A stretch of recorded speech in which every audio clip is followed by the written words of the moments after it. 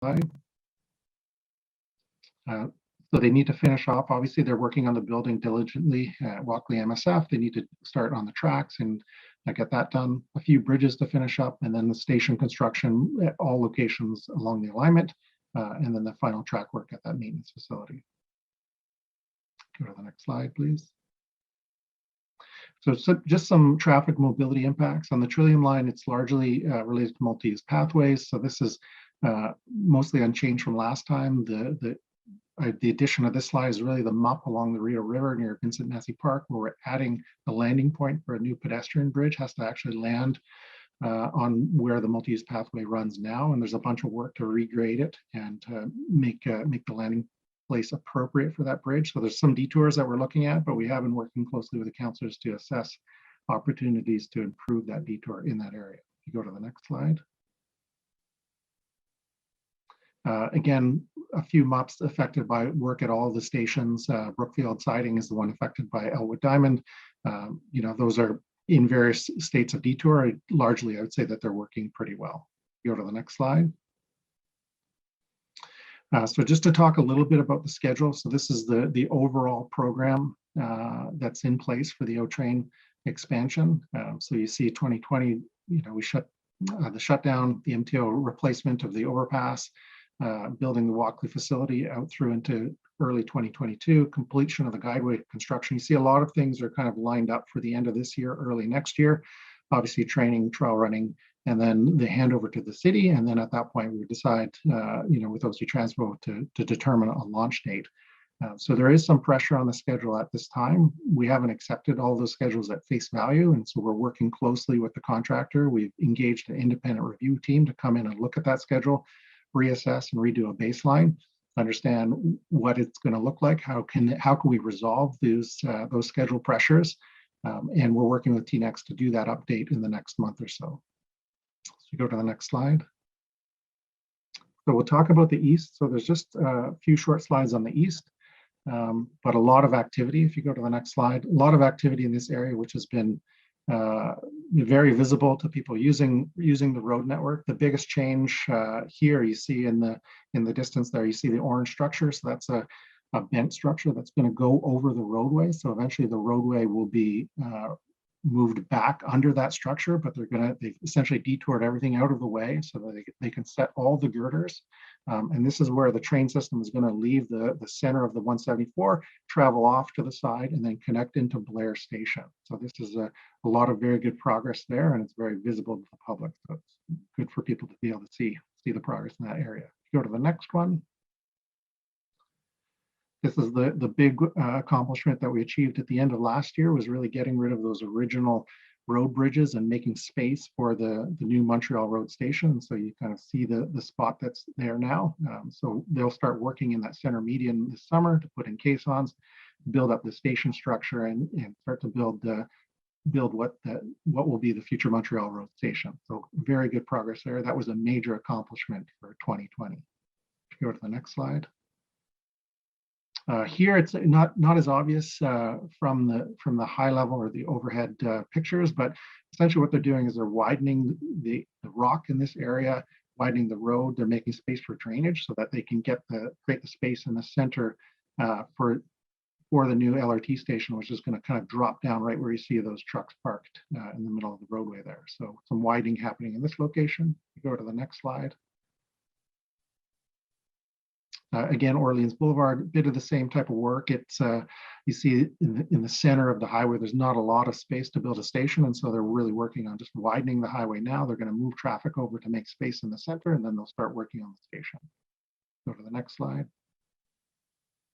So this is pretty straightforward in terms of the work that's going on in the east. A lot of impact in terms of removing the old roadway and some noise and issues that have come up as a result of that work.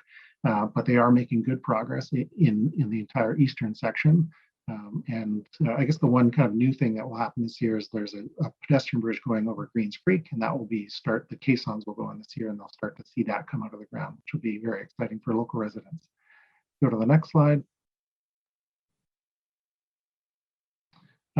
Again, with them building that new station over Montreal Road in the center of the 174, there's going to be some off-peak lane closures or potentially some longer lane closures in the summer, but we had good success with this last summer and it didn't have huge impacts on traffic. So we'll hope for more of the same this summer.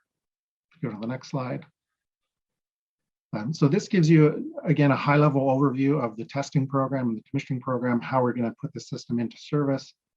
I guess rough timelines are 2021, 2022. We're going to build out the guideway, and then 23 put in the system infrastructure. Then 2024, that's when the real testing commissioning happens. It gets handed over to the city, and then we do a joint trial running program with RTG, and then from there, OC Transpo will work with the system to determine a launch date. Go to the next slide. So we'll skip over to the west where there's been lots of activity as well. So if you go to the first slide. So if we start from Tunney's pasture, and I'll take you on a bit of a journey on the new alignment. So first, right off looking off the end of the platform at Tunney's pasture, you see this Goldenrod Bridge, which is going up. And so you actually see a road that's on an embankment. So we need to put this Goldenrod Bridge in. So to be able to detour the traffic onto it, and then we'll get rid of that road that's built on the embankment, and that'll allow the trains to get through the rock cut past Westboro, past Dominion, then over to the SJAM on the next slide. So the SJAM, they're actually going to be doing a pretty interesting construction technique. They set up a slurry plant, and so there's for tunnel aficionados, it's a really interesting technique where they're actually going to excavate the dirt, fill it in with the slurry, and then replace the slurry with the concrete walls. And so there'll be an interesting process to get that built, but essentially that allows them to build the tunnel through this area along the SJAM. And then if you go to the next slide, you see where it cuts across and then into Byron Linear Park. And then a lot of this work is pretty well hidden behind the fences and the echo barriers on the fences, but you just see the level of activity in the area. You see 2 crane towers in the distance working on new structures. You see the excavation of the tunnel itself, and then even on the right-hand side, you see that they're doing sewer work on Byron Road. So a ton of activity in this area, and so certainly appreciate all the patience the residents of this area have shown for the activity. It's going to get busy this summer for sure as we start to get deeper down with that tunnel and start to do more construction. So if you go to the next slide, you'll see where the tunnel is going to pop out kind of at the top of this picture. That's what will kind of come out of the ground, and it'll be at grade through the Lincoln Field Station. We flipped over a new temporary bus loop in December, which is another key milestone for us in terms of getting making space or preparing to make space for the future LRT station. So there's a lot of activity in and around that station, and a lot of activity on Carling as well, with sewer replacement and other work. From here, if you go to the next slide, it goes into the park, and then you see here's the split structure. I know there's been a lot of questions about what this is going to look like, and so we've seen it come out of the ground here. So there's a lot of good progress. This allows them to essentially creates a flyover for the trains, but also gets us over the creek, which is in the foreground. From here, the trains will go south, and if you go to the next slide, you get a good shot of the work that's ongoing at Iris. And so this first one is an open bottom culvert. This is part of the Pinecrest Creek realignment work that we're doing. If you go to the next slide, you get a bit of a pan out shot of the creek. So we created a structure for the creek, and so the road will be realigned over that structure. And then to the right of the page, we're actually going to create a new bridge to go over the LRT. So this is going to force the buses on detour, but essentially we'll reinstate eventually with a straight line Iris Street through this area. So if you go to the next slide, we'll go further south, and we'll have a look at Algonquin. And here at this photo, the excavation's ongoing for the new station at this location. And then you can actually see at the edge of the road there, you can kind of peek into the underground structure that exists today, which will become basically the stopping point for the trains in the future. So a lot of good progress there. If we go to the next slide, we'll flip back over to some of the work that's happening in the west and on the MTO interchanges in particular. So this is actually, so on the inner loop beside the road, beside Pinecrest Road, we're going to build a bridge, and the bridge is going to be pushed into place. And so if you go to the next slide, we have a pretty good picture of, you see Pinecrest Road in the distance. They're going to build the horizontal structure that kind of cuts across those two walls. And then over an extended long weekend, we'll actually slide that structure into place. We'll have to shut down Pinecrest Road and then fill it in, pave it over, and that becomes the tunnel for the train under Pinecrest Road in this area. And obviously Pinecrest Station on the other side of that road. If you go to the next slide, we see this is a bit of an easier work at Holly Acres. We're building a light rail bridge that goes over the line. So good progress there on that bridge, and the girders should go in early spring to really close that up. If you go to the next slide, we see an image of Moodie interchange. And so in the distance, you see essentially the transitway and the highway running together, connecting with Corkstown Road. That's where the future station will be. And from there, the train needs to go under that existing bridge, go under the ramp, go under Moodie, go under another ramp, and then go into the LMSF, which is just kind of behind us in the picture. So a lot of activity in this place, in this location, to realign the bridge, to make space for the new bridge that will allow the LRT to go underneath. So a lot of work at Moodie Overpass. Go to the next slide. So some upcoming work. So again, continued work on the tunnel, retaining wall construction and bridge deck work to occur at Lincoln Fields. That Woodruff pedestrian bridge, so the contract requires that the new pedestrian bridge be in place before the old one's taken down. So they're going to start on that new pedestrian bridge. Carling Avenue has a bunch of detour work, and transitway detour related with Iris Street is going to come into effect later in the year as well. You go to the next slide. So Algonquin Station, we'll start to see some progress there with the foundations. Connaught Park has a short cut and cover tunnel that goes between the park and Queensview Station. So that work will start. Precasting of the Pinecrest Road Bridge, which is what I just showed you with that structure they're going to push in place. Holly Acres Light Rail Bridge will continue. And then all of the work at the Moodie Drive Bridge interchange and the Moodie Drive itself will continue. So a lot of activity. They're looking at roughly $700 million worth of work on the Confederation line in this year alone. So if you go to the next slide. So a number of traffic mobility impacts. I think a number of them have already been in effect. Richmond Road has been multiple off-peak closures. Carling Avenue has some impacts because of the sewer work. Iris Street, needing to put those buses on detour, that'll have a big impact. And then Richmond Road at Woodruff, we need to get the tunnel through there. We don't know what exactly we're going to find when we get in there. So there is going to be a short duration closure of that intersection to allow us to do the preliminary works and essentially plate over the roadway at that location, allow us to work underneath. You go to the next one. The next couple of big ones are ramp closures on the MTO interchanges. These are really necessary to allow us to build either trenches or bridges that go over the light rail line or trenches that go under the existing roads. So there's a lot of impacts. This is very complex work in very constrained areas. And so it's going to be complicated, which is why we have to implement some ramp closures, but there's a lot of good information that's been shared by our comms group on this point.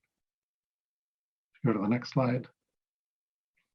So just an overall look at the schedule. Again, similar to East, we're looking at 2021, 2022 for the build out of the guideway. That may go a little bit into 2023 with the tunnel work, but then 2023, 2024, that's finishing the stations, putting in the system infrastructure, the catenary, the substations, and then 2025, we're into the full testing program before we hand over. Now, on the O-Train Confederation line, East and West, we've seen some schedule challenges.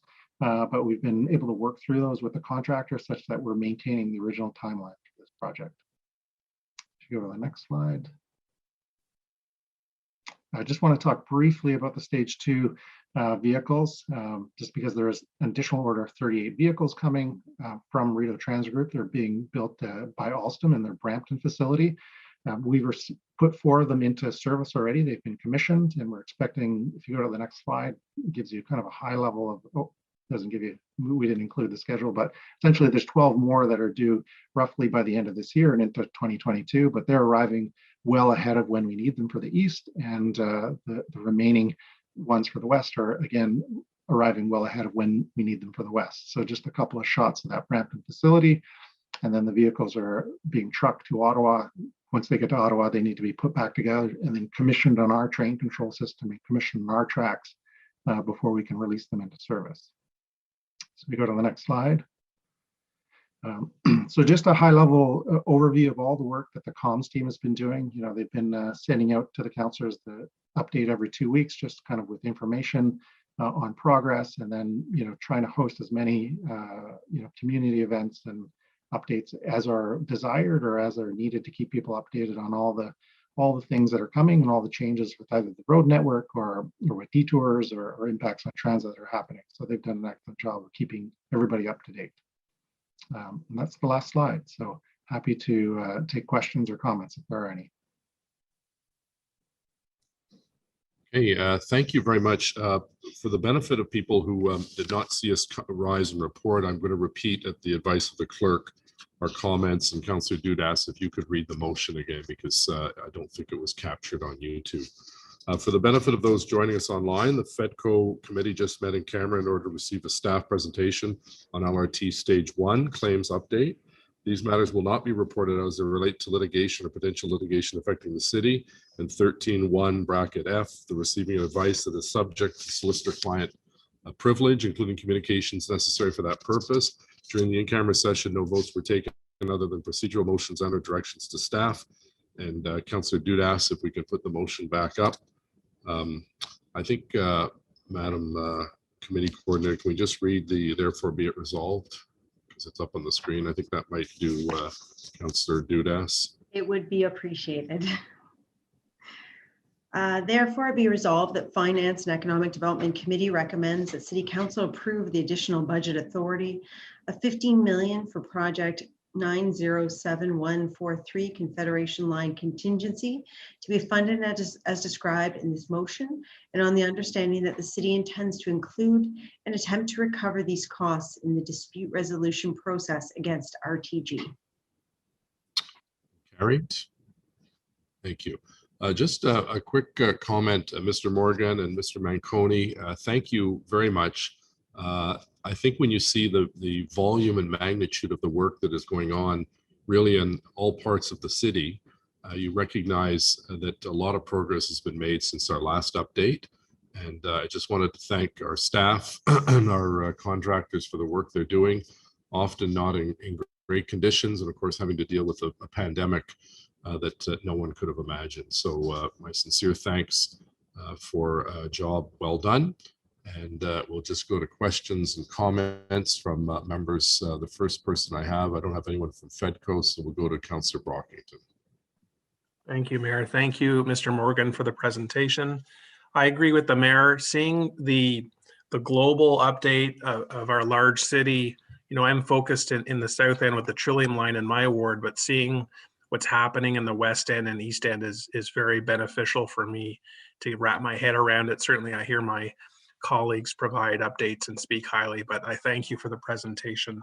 Just a few quick questions on the Trillium Line. I wanted to follow up on the Brookfield Junction, which is in my ward, and some challenges that are happening there. Can you just elaborate on what you're experiencing?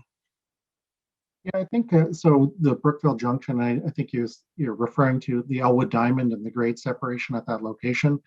Last year, we flagged that as a potential challenging location for the contractor. There's a lot going on there, a creek, a multi-use pathway, a transitway bridge, and then obviously the via grade crossing. So that's been a challenge for us. It hasn't progressed as quickly as we'd hoped, but they are working through that, and we do hope to see the structure come out of the ground pretty quickly here in the spring. The presentation video in your presentation did not include Walkley Station. You included the Walkley storage facility, but not Walkley Station. Can you, I don't need the whole rundown, but are we on track? Just the highlights. Yeah, so we didn't include all the stations. We provide kind of a snapshot of some of the ones where there's been progress. I think that Walkley is challenged by some large diameter utilities in the area, but that work should be starting soon. We have some questions regarding the interface with the bridge. Obviously, there's some work that we need to do to rehab the bridge during this project, but all stations should be under active construction. If they're not already, or if it's not apparent already, then they will be very soon. In the interest of time, I'll just raise one last issue, and that is a number of pedestrians who take the Sawmill Creek multi-use pathway, which starts or terminates at Hunt Club Road and they walk north have had to walk actually in the on-ramp lane, travel lane, because the MUP has been closed. Parts of the MUP have been closed for construction. Can I just flag that with you to follow up on to make sure we're providing a safe passage for pedestrians? Absolutely. I'll take that away, Councillor. Okay. Talk to the team in the morning. Thank you for the presentation. Great. Thank you very much, Councillor Brockington. Councillor Deans, please. Thank you, Mayor. Just following up on Councillor Brockington, too, I'm going to focus on the Trillium line because that's the area that runs through my ward. But Mr. Morgan, when you were talking about east-west line and east-west connectors and you put up the slides, you said you're maintaining the original timelines. I didn't detect the same confidence when you talked about Transit Next and the Trillium line project. In fact, you referred to scheduled pressures. So I'm just wondering if you could outline for us the magnitude of those pressures, where they are, what's causing them, and if this project is delayed. Yeah, so just quickly, we released the Q4 memo the other day and did kind of point to, some challenges that we're facing. The contractors reported some delays. We've done our own independent review of those timelines. It requires further analysis, like we don't just automatically accept a notification of a delay at face value. We have done some preliminary workshop with them, and we're looking ahead to do further workshops with them. Right now, our independent review suggests that it's 40 days. Could be that, but again, it's a heavily qualified date timeline. There's a lot of kind of caveats to that, and so we need to work through all those caveats and to make sure it's real. Obviously, keeping in mind we want to push them to stay on track and maintain momentum on this project to the extent possible. Is the South Quay station one of the pressure points? In terms of pressure points, I would say that there's a couple. The Elwood Diamond is a structure that we flagged last year. South Quays is one of the more complicated locations. We do have a tail track going in at that location, and that is between. If you leave Walkley Yard going south, you need to go through South Quays. If you're going the other direction, you need to get through Elwood Diamond. So absent those two structures being ready, I think it proves a challenge to the schedule. I think even more critical than South Quay Station has been Hunt Club Road. We need to get the Hunt Club Road bridge finished up, and that'll be put us in a better spot in terms of going forward with the testing program and everything else. It's one thing to get a station finished, and it's another to have a bridge that you need for actually testing the trains. Right. I know that COVID has caused delays in a lot of different business lines in the city, but I know construction actually may be one that hasn't been as impacted by COVID because construction has been allowed to continue. I heard you say on the east-west line that you're maintaining original timelines. Are there any COVID-related delays that you're aware of? COVID is a challenge, I think, that the industry is facing generally in Ottawa. I think if you look at all the work that the subcontractors are doing in terms of how they plan their activity, the need for social distancing, they've had to kind of regroup and rethink how they do some of the activities.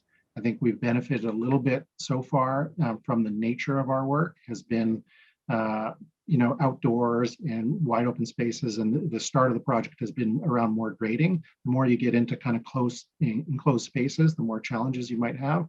And then there's kind of some people would point to challenges with supply chains, and if they have materials coming from other parts of the world, then there could be impacts.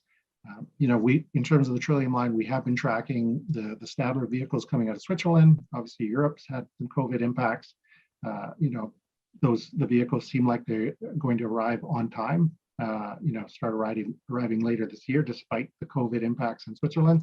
Similarly, for the Stage 2 vehicles on the Confederation line, they're being built out of the Brampton facility, and Brampton's a hotspot, and so we're very cognizant of the measures that people need to take to be safe and keep the workers safe.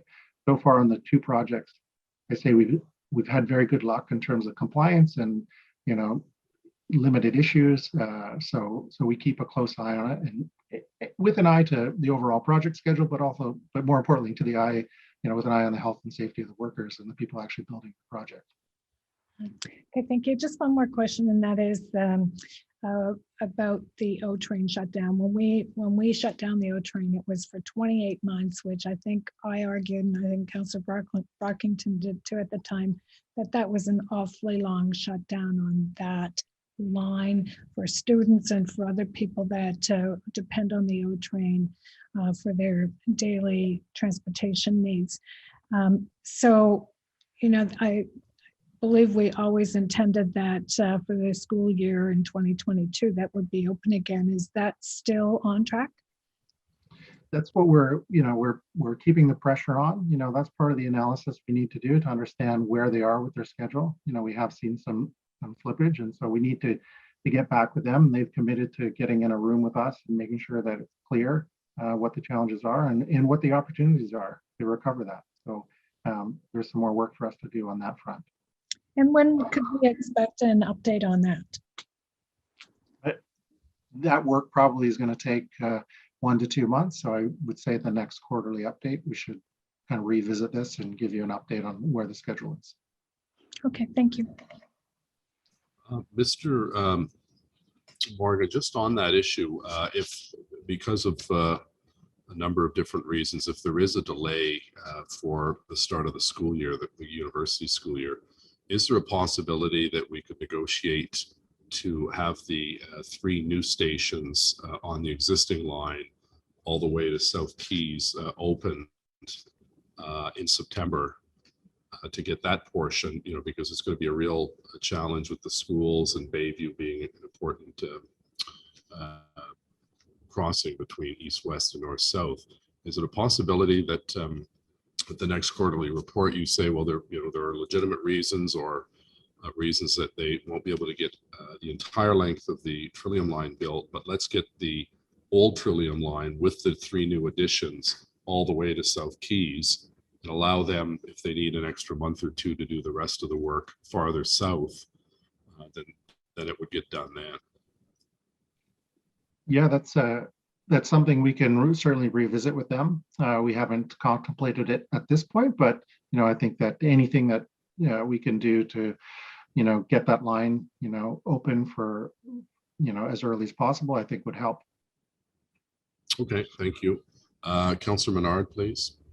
Yeah, thanks very much, Mr. Mayor. And similar questions on the O train shutdown. On the stage 2 delay, the O train was shut down for Carleton students for 28 months instead of the anticipated 16 months. I'm in regular contact with Carleton University, the Grad Student Association, undergrad student associations there, and they're very anxious to get information about how their school year is going to be affected in the future. September 2022 was the original scheduled date that this was supposed to be back online and opened up for students. So I guess the question is similar to Councillor Deans and Councillor Brockington is when is the public actually going to know how long it's being delayed, the specific timeline? So are we going to find out in a month or another 2 months? When will we know that I can then transfer that information to Carleton students and administrators? Mr. Mayor, I'm hearing the word delayed a lot. We right now are telling you that there's challenges with the schedule. We have been proactive, and the contractor has been very proactive in identifying challenges. They've also been very proactive in throwing additional resources. We've talked about the stations. They've brought in 3 extra crews to accelerate station work where they're challenged in other areas. And what we wanted to do today, both the in-camera session and here, is signal to you where we are. We're working with them. We're going to come back with we've brought in the experts to look at the schedule, what's possible, what can be recovered. It is a fluid situation. And so we're not declaring it being delayed right now. We're telling you that they have identified challenges, that we've also brought in the teams on how to mitigate those challenges. And there's a gap that we want to minimize, and we will absolutely throw everything at it. And Councillor Menard, I couldn't agree with you more. We absolutely know what you've said, what Councillor Brockton and Councillor Dean have said.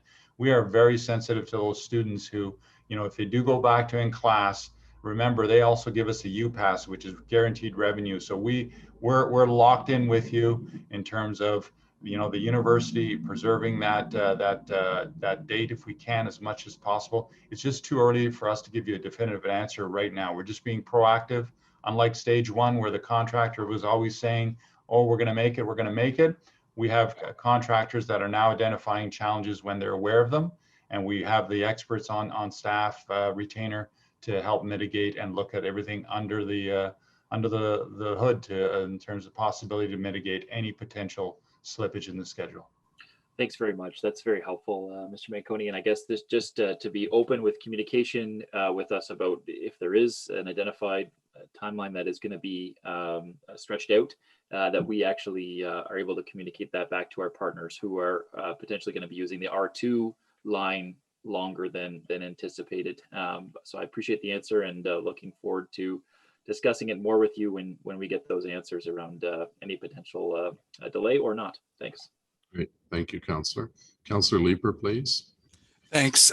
Very briefly, first I just want to say I'm getting relatively regular reports from former Mayor Holtzman with respect to progress of the slurry tunnel, and she seems to feel that it is progressing very nicely. So thank you for that.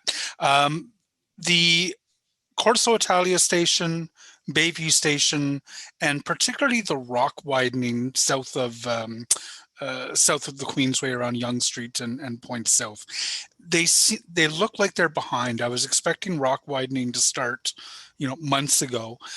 Is it behind? Is it on schedule? Are you facing a schedule pressure through the portion of the O train from Beach North?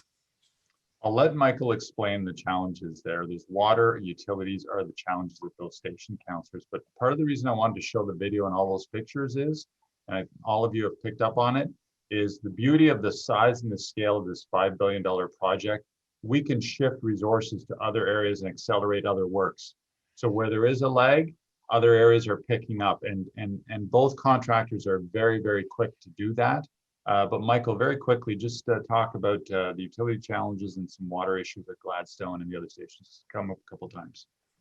Yeah, I mean, there's major telecom corridor running through that section of the rock cut, you know, and so that needs to be protected.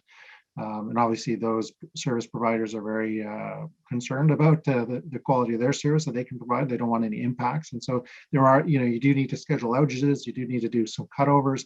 I think the widening itself is not a problem for us in terms of the schedule. I think that as long as you can protect the utilities, you can kind of get in there, widen the tracks. And then once the tracks widen, the work to build up the guideway is fairly straightforward. Sure.